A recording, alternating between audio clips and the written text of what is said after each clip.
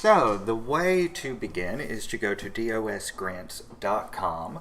That is DOS for Department of State grants.com, and you can see there I've already got my username and password in there. I have my own account, but I'm going to take that out because we're going to create a whole new account to apply for a grant with. So the first thing I do is I click register as a new user. I fill in the information, my first name, my last name, and my email address. And this is the email address I want to be able to be contacted at. Then I'm going to click register. Now notice it's the email address that I want to be contacted at, not necessarily my organization. So then once I click register, an email is sent to me, and I have to go into my email to check it. So in this case I'm using Gmail. I go to my inbox, I pull up this notification from the Florida Department of State Grants, and I click the link to activate my account. Once I get there, I get to choose a password. I'm going to type in my password a couple of times, and I'm going to hit login, and I will be, bam, logged into the account. Now, I still can't apply for a grant because I'm not associated with an organization. So, if my organization doesn't exist, I've got to create it. First thing I'm going to do is try to put in my organization to find out whether or not it exists. I can do it by the name, by its FEIN. Oh, it doesn't exist, so I need to create a new one. If it did exist, I would ask for association with the organization, and we'll talk about that in just a few moments. But to create an organization, you'll come to this page, you'll fill it out. You're going to be a nonprofit organization most of the time. You could be a state entity or a local entity, and there it is created, and you can see that I'm put in as the organization manager. I'm going to go to edit organization, and I'm going to fill out all the rest of the information, including my DUNS number, my address, where I want payments sent, things like that. Click save changes, go back, and you can see that things have been updated there. If I click on apply for a grant, I'm then shown all the grants that I can apply for. So let's go back a little more and look at this organization here. I have created how to apply testing. We're going to click on details, and you can see I've got all these things. If I click on manage relationships, I'm not going to have much. Don't even worry about that because it's primarily for libraries. If I click on relationship requests, same thing.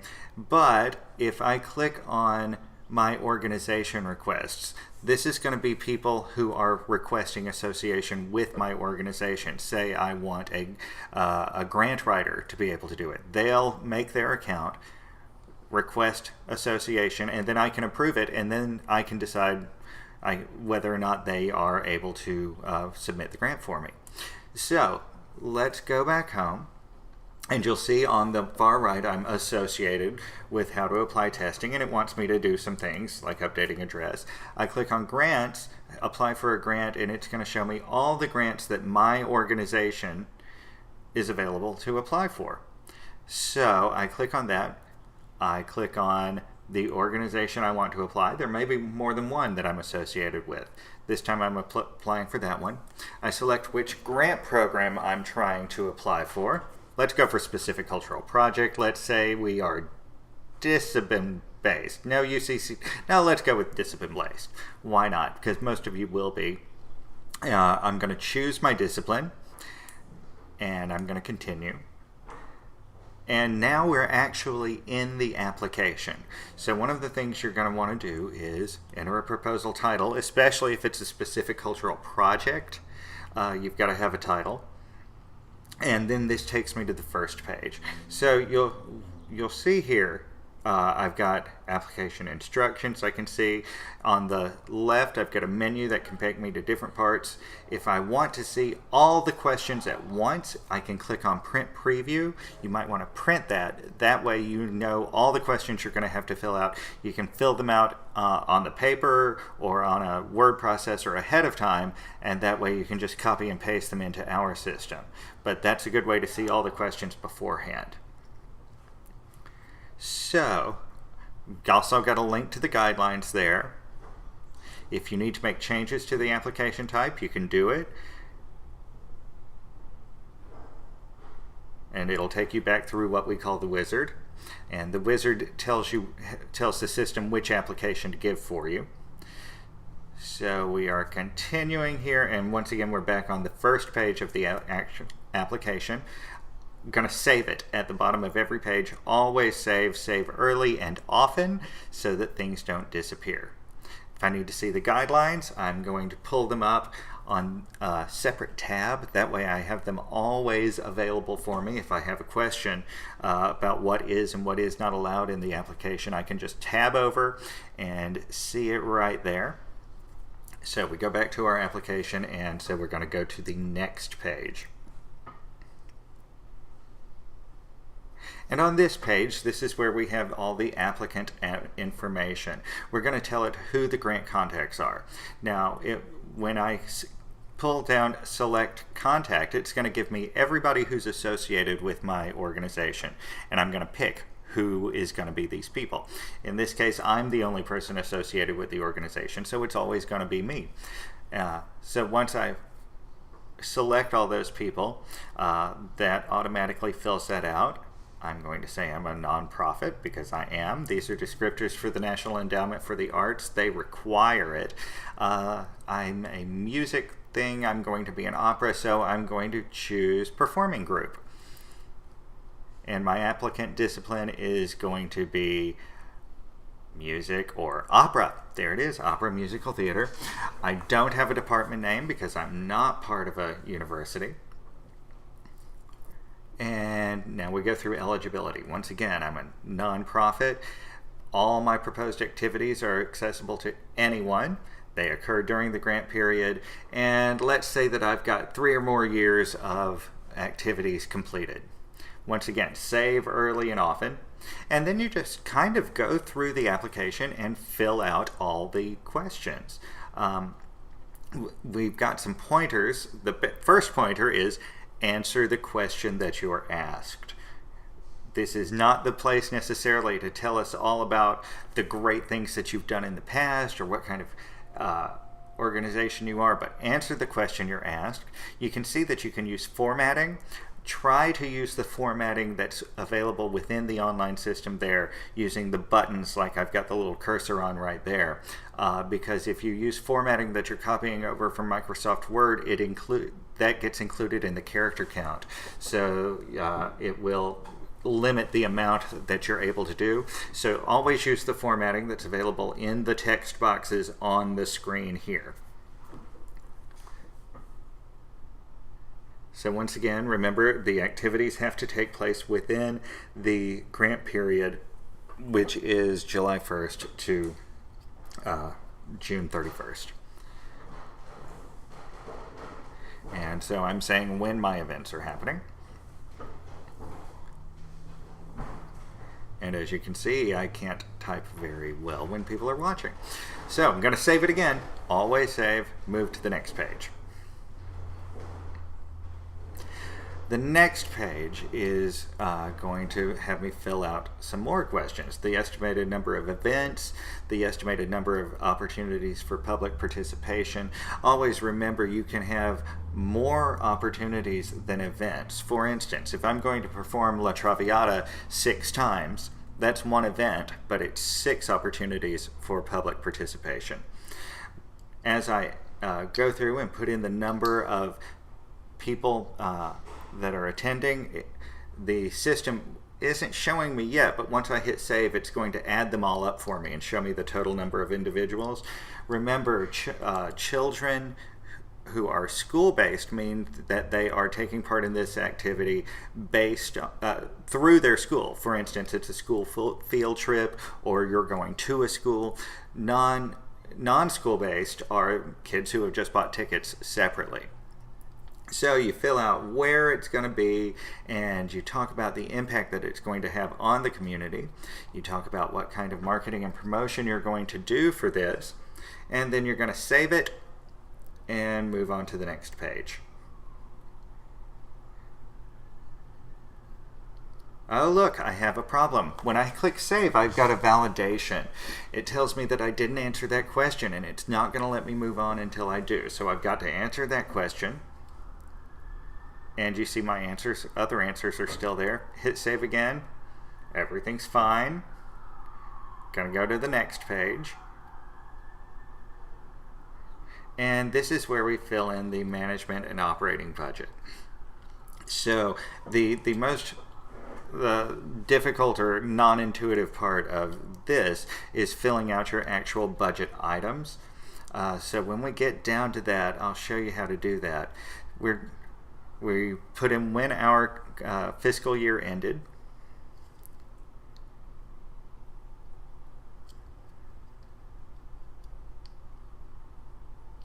And we ended on May 31st.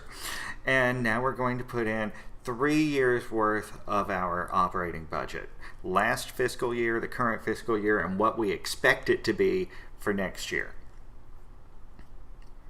And I'm just going to pretend that we only pay me. And we get some in-kind contributions too.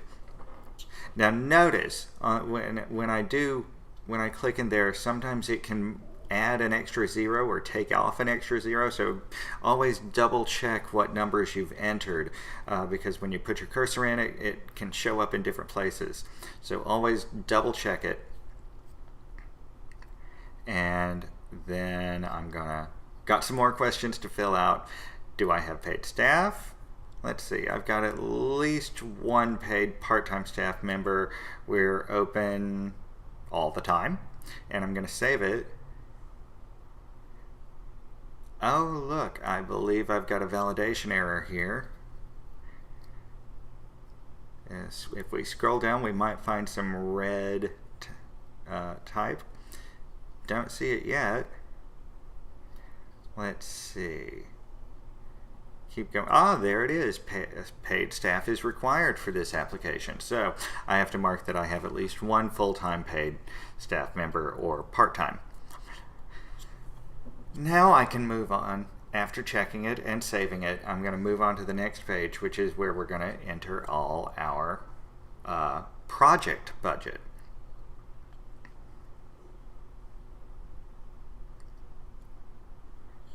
So in this case, I'm not going to request a ready waiver. If you don't know what that is, you probably won't have one. So to enter my administrative personnel, first I'm going to put in one staff. I'm going to say how much grant funds are used, how much cash match is used, how much in-cash is used. I'm going to click Save. Now, let's say I've got another person. I want to add new record. And I'm going to fill all the same things in. And I'm going to save it. You've got to save at the end of each line, and to add a new line, even if it's under the same category, you have to click Add New Record, just like that. So you can see I've got two people there under Personnel Programmatic. I'm filling in exactly how much we're paying for each of them, and then I'm going to save it. And so it's pretty simple, you know, you just fill it in like that, yet another singer. And you go all the way through the budget filling these in, especially, you know, you've got two parts.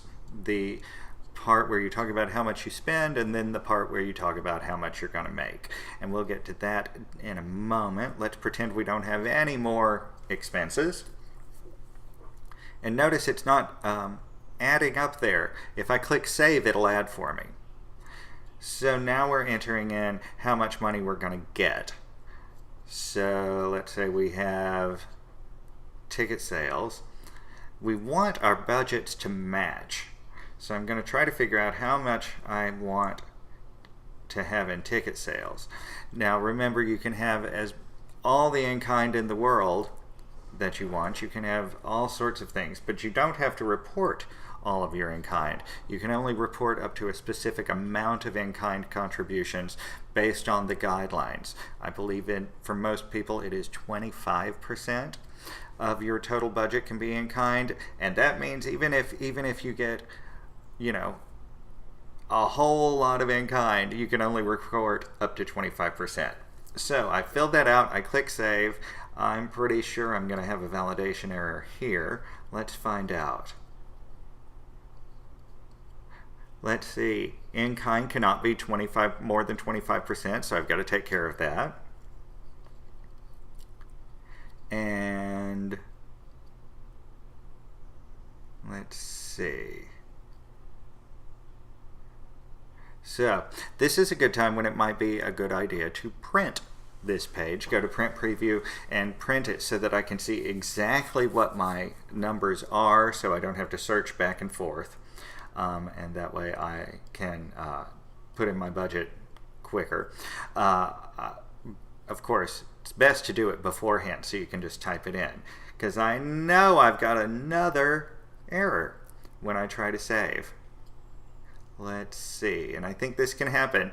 So, you just have to be patient. You need everything to match. As it says there, total project income must match total project expenses. So that means I've got to fix the income so that it matches the expenses. And by doing that, I've either got to have more expensive or less income. And for the purposes of this demonstration, let's just say we're going to get some less income.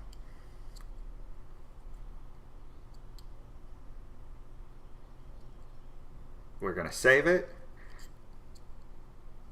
I don't see, do I still see red?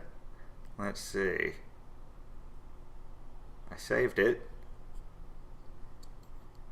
I may still see red at the bottom. I may not have it right, but I'm kind of doing that on purpose because I want to show you something. You can move to the next page even if you have some data that's not validated, some things that need to be corrected. Maybe you're not ready to correct those yet. Maybe you want to click save, come back to it later, move on to another page. You can do that, because at the end you're going to get a list of errors that you can then go back and say correct. So we're going to go next. We're going to fill in our accessibility information. Remember, accessibility is a large part of your score, and you don't just want to say everything we do takes place in an ADA compliant building. What do you do to attract people with differing abilities to your programming? What do you do to try to get them on your board? Do you use symbols? Do you reach out to them specifically? That's always something good. Now I've got to fill in my substitute W-9 form. The way to do that is to go to myfloridavendor.com. There's a good write-up about that in the guidelines that'll show you how to do it. In this case, I'm just going to use a file that I've got on my hard drive, which isn't actually a W-9 because I'm not actually a vendor. I don't have a W-9. But so I'm going to use that file, and then I'm going to upload some optional support materials too. I've got to give it a title. I'm then going to browse, and what you can't see here is that it's pulled up a menu for me to select my file from my hard drive. I click on upload file, and anything that's in there is going to be uploaded. And if I click on view file, I'll be able to see what I uploaded. We're going to go save and go to the next one. Let's see, do we have any errors? Don't have any errors. So let's go to the next page.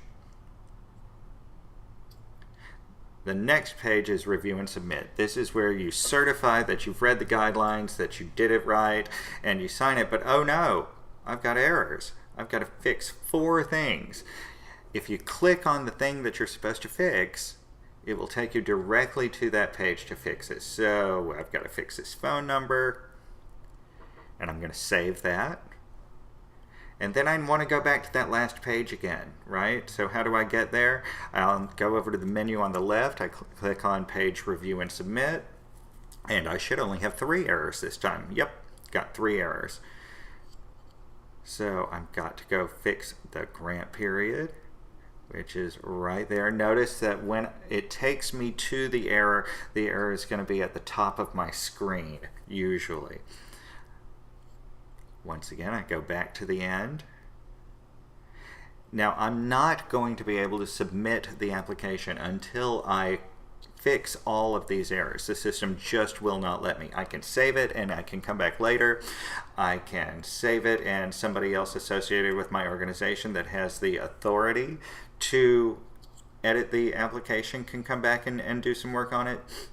But it cannot be submitted until everything has been validated and works out. Notice, total project income must equal total project expenses.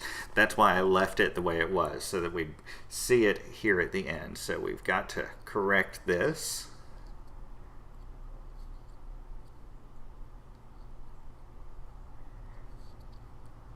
Let's see, there's what we've got.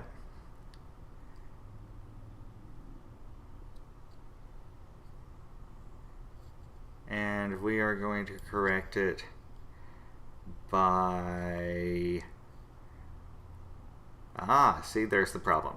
Got too much income in my cash match. So we're going to go back and fix that.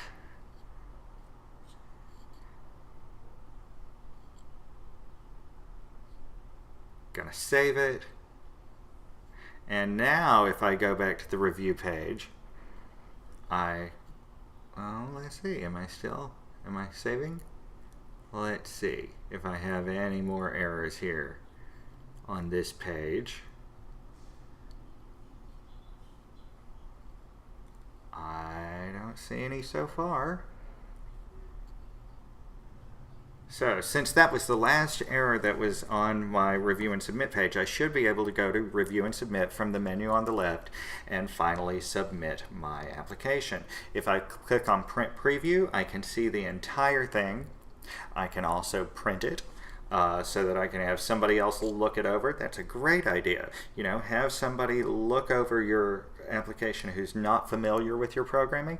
If they understand what you're trying to do, then the panel should. You always want your grant applications to be understood. There are the guidelines again. And so I accidentally left, had to come back. So we're going back into the application. We're going to click on Review and Submit. I've got no errors, so I can certify that I read the guidelines and that everything is true to the best I can, and I can submit it. Once I submit it, I'm going to get notification that I did. I'm also going to get an email that says that I did it. So now I'm on the My Organization Applications page. If I click on Activity Log, I can see that the application was submitted by me on April 22nd.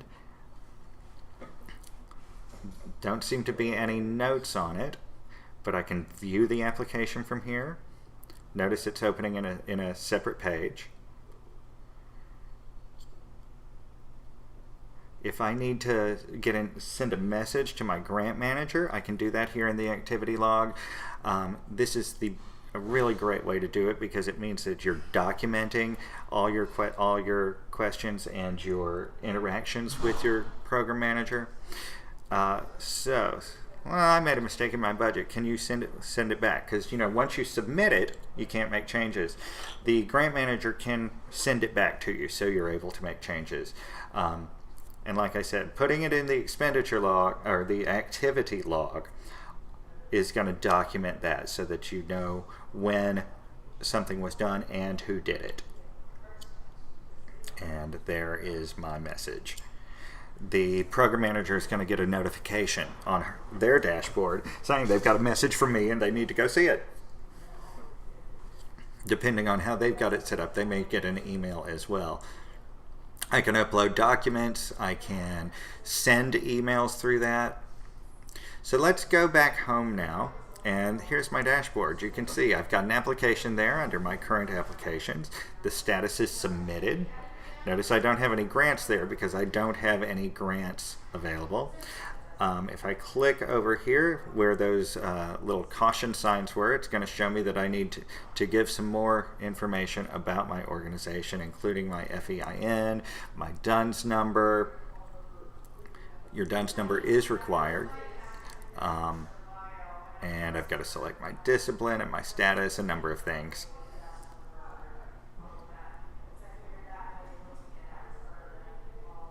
So you want this to be as fully filled out as you can. Mine House District 1, why not? And let's say I am in Liberty County. Here is where I'm going to put the generic email for my organization, as opposed to the one that is going to come to me. That is the generic email for the organization. And I've got to put in a street address. I'm going to want to put that in for my physical address, my mailing address, and my payment address. And all three of those are very, very important. Look, once again, I've got a validation error. I've got to go to organization status, and I'm active. Yeah, because I'm applying for a grant. That means I'm active. So we're going to save those changes, and if there aren't any more errors, I'm going to say update is successful on the far right. If I click on my organization requests again, I will see if anybody has requested to join my organization. And now I'm going to log out. So that's how you do it. That's how you actually complete an application for a general program support or a specific cultural project grant.